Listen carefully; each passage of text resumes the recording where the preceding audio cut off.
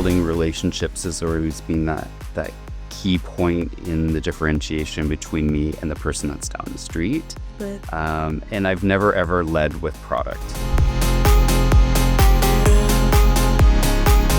In 2026, protecting a growing enterprise or underserved market segment from systemic economic hurdles requires looking past transactional, legacy banking products. If you find yourself in a situation where you're starting to make a decision from an emotional standpoint, you need to pause. You need to look at all the variables and start asking more questions.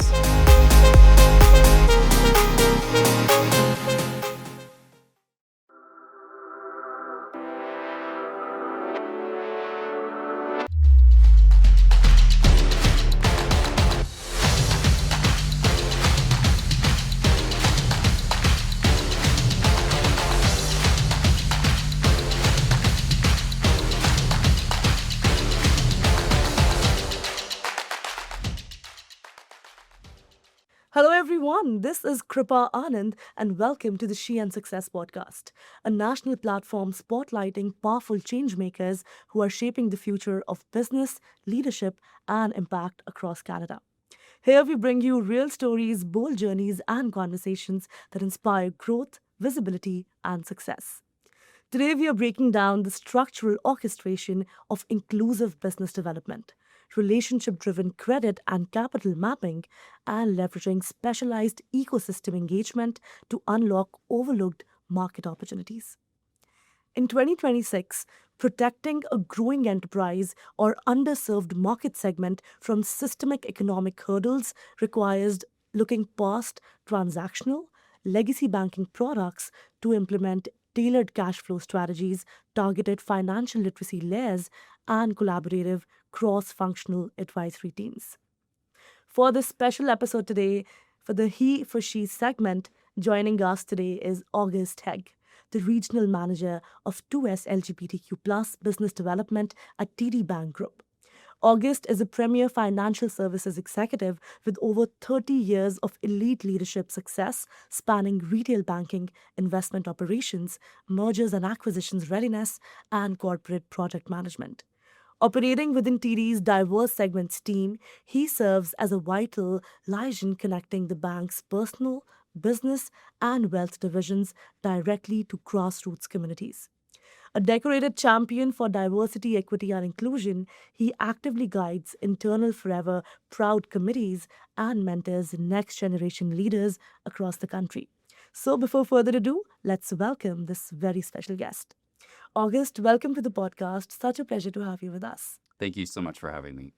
Now, August, the financial services sector, it's historically viewed as an incredibly rigid, traditional, and highly structured environment that moves very slowly, specifically when adapting to unique consumer dynamics. So to begin the conversation, what entrepreneurial mindset allowed you to challenge traditional banking and create that sort of an impact? Go ahead. It's a great question, actually. And the answer is going to be an answer I'm sure you've heard many times before, and it's building a relationship with your clients. Mm-hmm. And where I found the disconnect for most people is they don't go in with the mindset that they have to get to know their clients, especially entrepreneurs. They have this great product, they have this great idea, they're going to go to market and everyone's going to love them. And we all know that that doesn't always work. Yeah. And in my experience, I found that you have to have the conversations with your clients, and particularly in my segment, being a very diverse segment, I have to make sure that I show up where my people are. Yes. And authentically have conversations with them, get to know what they actually need. You know, I'm in the business of products and services, but where the real value add is that conversation and that relationship that I have with my clients. I add value to that. I always like to give an example of a recent customer interaction. So I was at an event, and a well-known person to me, I would consider them a friend, but then also, a potential client.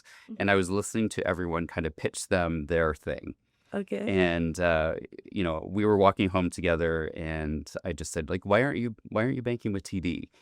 And he said, well, I don't understand really what the difference is between your products and services and what I'm already getting. Like, I don't see the value in that. And so the question I asked was, well, what what is the value? What's important to you?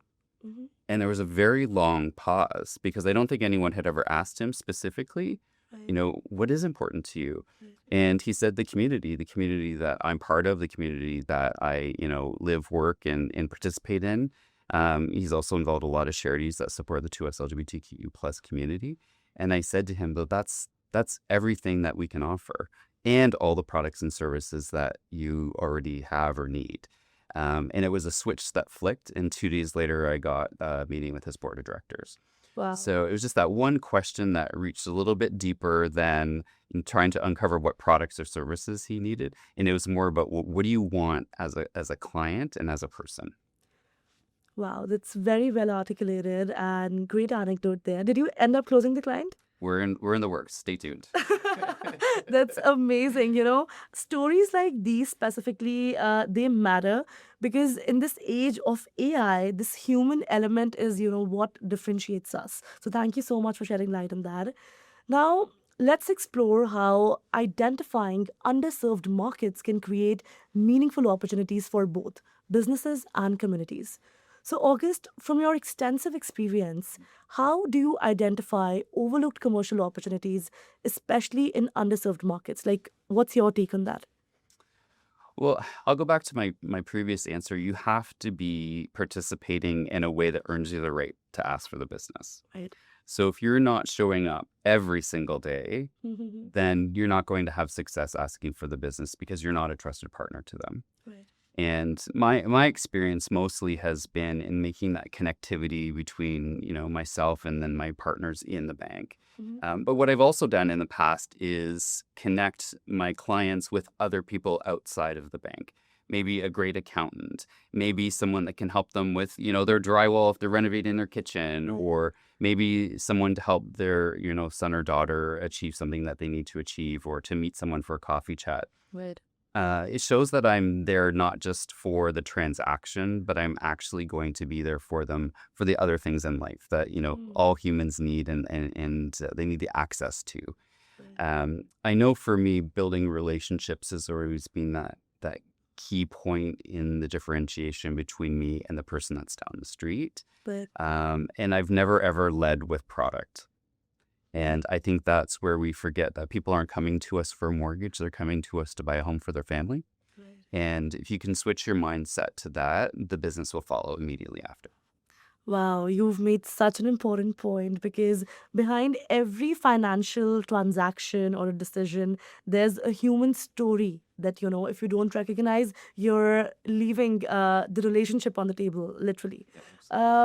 Now, moving ahead, August, let's discuss how authentic community engagement can translate into long term business growth and trust. So, everyone has a different definition of what leadership looks like, right?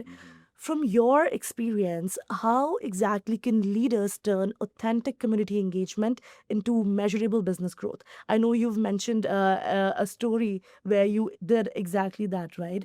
But for all of our listeners, if you were to give some actionable advice that these are the three things that, if you do, you'll also be able to do what I'm doing today, what would you tell them? For sure. I mean, TD is a really great example of this. Okay. It's baked in our DNA. So we take care of our employees first Mhm. so that when they're on the front line, they'll take care of our clients. Mm. And it's such a simple thing to do, but not everyone's doing it. And when we go to market, whatever role we're in, we're doing so authentically, specifically in my space, so 2S LGBTQ plus. If I show up with my, pink paintbrush and pink wash everything, they're going to call me out on that. And I can't show up to market without authentically participating in the way that I should be to earn their trust. Mhm. It's the same with our women in enterprise segment. They are there to support women.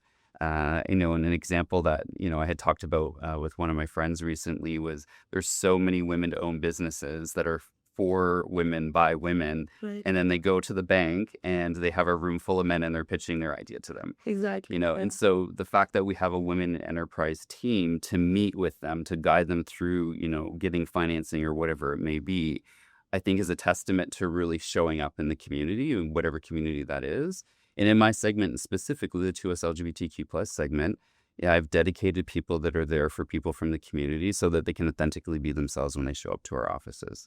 And it's that support that I think is vitally important.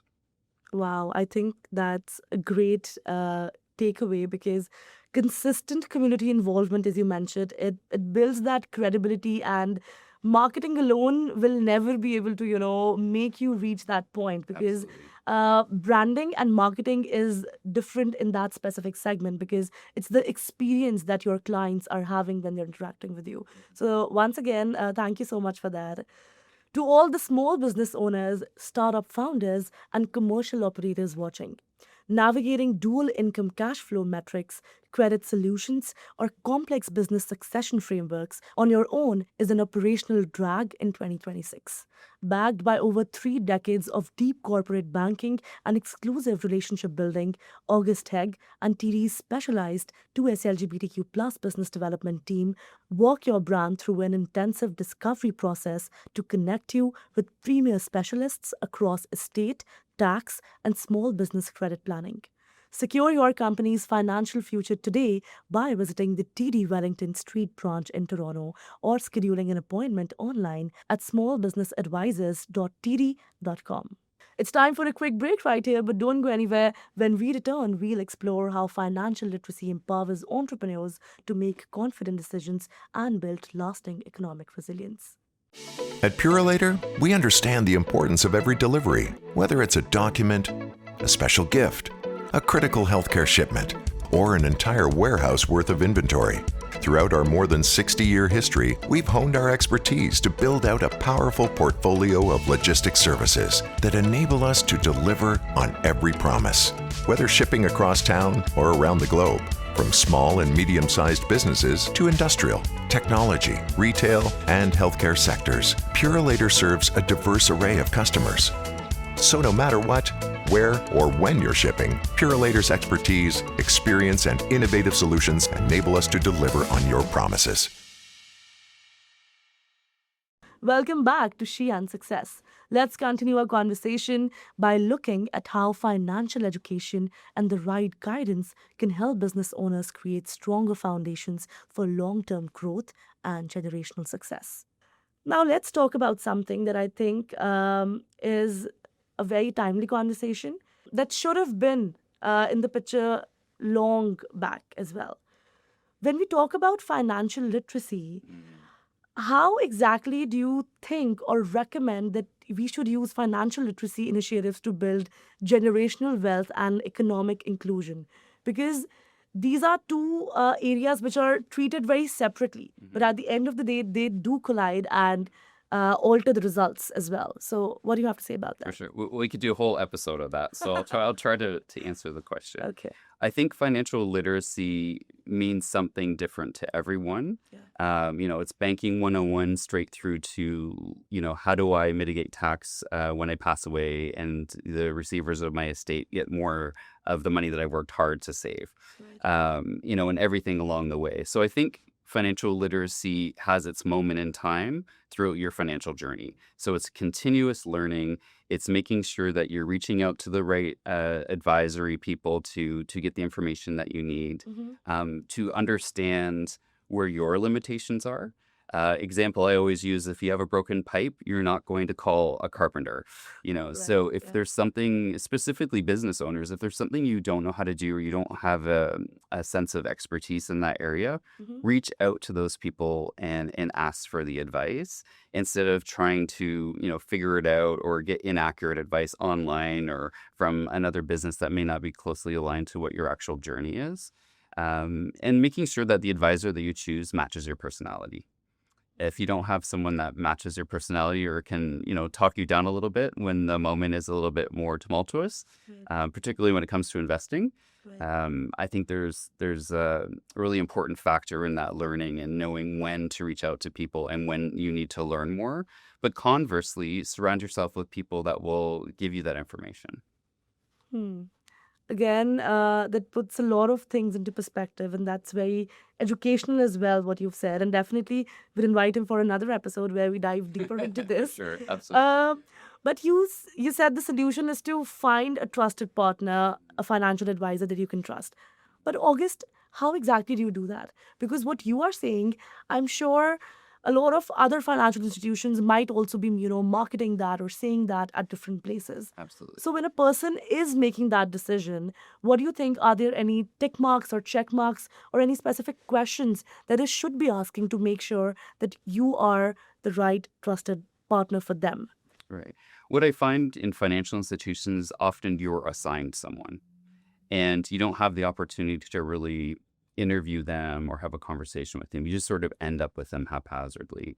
And what I usually will recommend that you do is almost interview the person that you're meeting with and say, thank you so much for meeting me. I may or may not be making any decisions today, but I really want to get to know who you are. And I think that process is super important, specifically when it comes to investing, because you need someone that's going to explain things to you in a way that you digest the information. Right. And, if you're an expert in something, we have a tendency to talk at a very high level, assuming that everyone else is at the same level that we are of understanding. And it's simply not the case. We don't learn these things in school generally. So you need someone that's going to be able to explain it to you at that level. Conversely, you may be someone that's very astute in investing, and you just need someone to guide you. And I would say that I'm sort of in that category. I have a financial planner that takes care of all my investments. I don't have the ability to stand back and be objective because I'm the one that's actually, the Makes recipient sense. of bad choices, right? So I want to make sure that I have a conversation, that someone keeps me accountable doing my reviews, that asks me the right questions, that will tell me that I'm okay when I feel like maybe things aren't going the way that I want them to go in the markets. But it comes with the understanding that I allowed myself to give that control to someone else. And I know that that's not always the case, particularly with entrepreneurs. Your business or whatever it may be is so close to you, to let somebody in to give up a little bit of control is very difficult. And my recommendation is just to stand back for a moment and have a true understanding of what your abilities are and where you have some gaps. Wow. I think any entrepreneur requires some kind of emotional intelligence as well to be able to, Absolutely. make that kind of a decision. And I loved what you said. Every person has a different, level of understanding of financial keywords as well. So if you guys are switching that, depending on if a person sitting in front of you is a layman or an experienced professional, that makes a lot of a difference.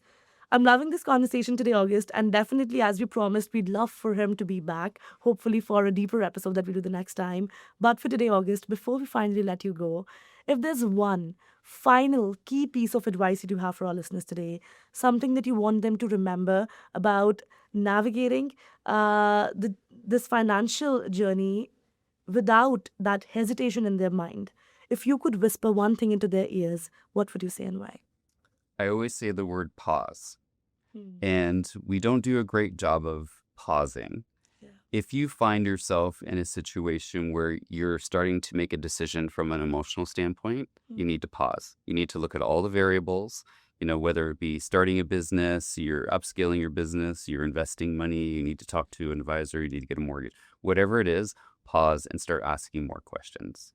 If you just take those few moments now, instead of rushing into something, it's going to save you time, money, and energy later on. So just pause. Wow, that's $1 million advice right there. But before we finally let you go, another thing that I'd love to ask you is, August, you're so passionate about what you do. Is, banking or, financial literacy or accounts or numbers, were you always interested in this even as a kid? Or did you stumble upon this in your career? So what's your story? How did you end up doing Sure. what you are doing today? Sure. Well, if you ask anyone in my family, I've been on the hustle since I was 9 years old. Okay. So I actually lied to get my first job as a paper boy. You had to be 13 and I was only 9. So I knew that there was money to be made and Right. I needed to get in there. So I've always been on the hustle. But I think for me, it's not the challenge of, making money or closing the deal. I've been in banking long enough that I've seen multiple generations come to my office and get my advice. And I've seen the success that has provided both me and my clients. And that's very fulfilling. So when I'm coaching people or doing coffee chats and they ask me what types of jobs they should go for, I always say find something that nourishes your mind first. and the work will follow and the joy will come with that. Wow. I think what you're doing is such an important work, and so much more power to you, and everything that you're doing, just keep going ahead. And we wish you all the very best in your journey. Thanks a lot. Thank you very much for having me. All right, that was August Haig from TD Bank Group, a masterclass in breaking free from rigid corporate banking paradigms to drive inclusive business development, leveraging financial literacy to build real economic strength within the 2S LGBTQ+ community, and understanding how relationship driven finance is shielding Canadian small business margins in 2026. To all the listeners, thank you so much for tuning in to the She and Success. To learn more about how we are supporting women entrepreneurs beyond the platform, please visit the She and Success Foundation at sheandsuccessfoundation.ca. A very special thank you to our exclusive shipping partner, Purolator, for their ongoing commitment to supporting women entrepreneurs and helping them build, grow, and lead successful businesses across Canada. I'll see you all in the next episode. Kripa Anand signing off.